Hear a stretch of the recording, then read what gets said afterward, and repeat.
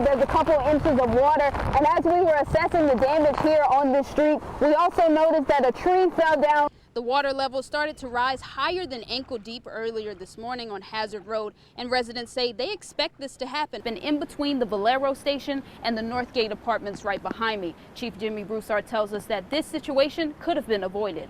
The mother claims she was also assaulted by Pastor Marvin Young, but never came forward and reported it. Well, masks and social distancing aren't going anywhere in this new phase 2. Because of the restrictions, everyone isn't able to attend in person, but most funeral homes are now live streaming services. It would be illegal for citizens to stand within 36 inches of the street or medians. A violation of this ordinance would result in a misdemeanor. Here at the Iberia Parish Sheriff's Office aren't giving too much information about this case. Well, it's not business as usual just yet. Among some of the restrictions, the last call was at 10 o'clock. Photojournalist Blake and I have been out here since about 3:30, and trust me, we're wearing short sleeves and we can feel the heat out here. So I feel for these graduates. What other things are you planning on doing now that you're a free man?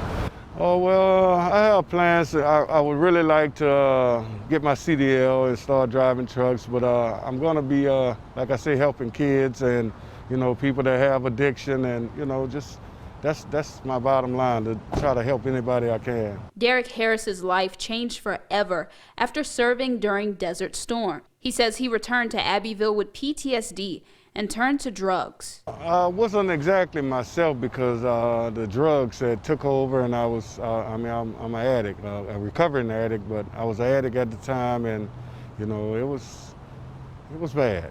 That led to arrests for theft and drug-related offenses. His third arrest led to a life sentence as a habitual offender. I was devastated because I didn't feel that I'd done anything to warrant a life sentence. You know, I mean, I'm truly devastated. Harris is now hoping his story can help others. I don't want anyone, especially kids, going down the road that I went down, you know, so I'm gonna do everything in my power to help them avoid that. As for his fresh start, he'll be moving to Kentucky, forever thankful to those who fought on his behalf and convinced prosecutors and the court to have a change of heart. You know, I'm just learning to live with it, take it one day at a time, and, you know, start to live right. That's right. They not only marched, but the Pellerin family also filed a formal complaint for the body cam footage and the police officers' names to be released. Justice! Now! Justice! Now! Protesters started Friday's march in front of the state capitol, but quickly met with a roadblock when they wanted to speak with Attorney General Jeff Landry about Trayford Pellerin's case. We are here lawfully during business hours. So the governor does not have the right to trash the Constitution and stop people from redressing the House of Government. No justice! No peace! No racism! No peace! No justice! The march then continued to the Department of Justice. Pellerin family attorney Ronald Haley says the family deserves a fair chance. We stand here united today for the truth. And regardless of what side of the aisle that you're on, everyone should be okay with the truth coming out. It's a feeling Alton Sterling's family knows all too well.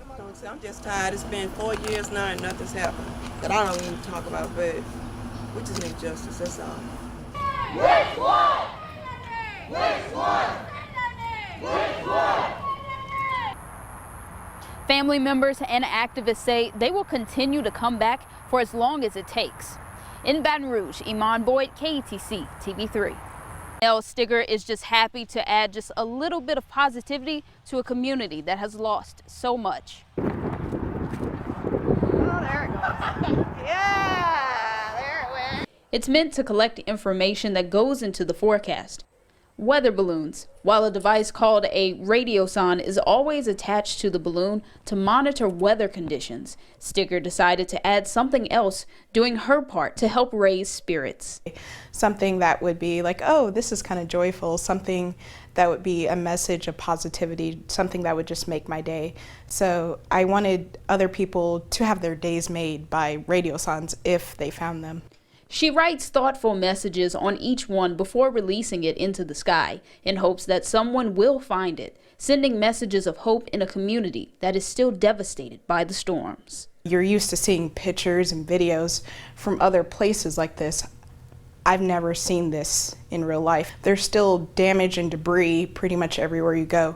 It's kind of crazy how it's still, even 8 weeks later, still a part of our lives. Which is why Stigger is making it a priority to make everyone weather aware while inflating hope within the community. My last song before Delta made landfall, I did put something like "Play it safe, evacuate," and I took a video of that and that going off. I still continue to do that. It makes me feel better. It makes me feel like maybe, just maybe, I'll be able to brighten someone's day. Stigger says she will continue to spread these positive messages throughout the Lake Charles area. In Lake Charles, Eman, KATC TV3.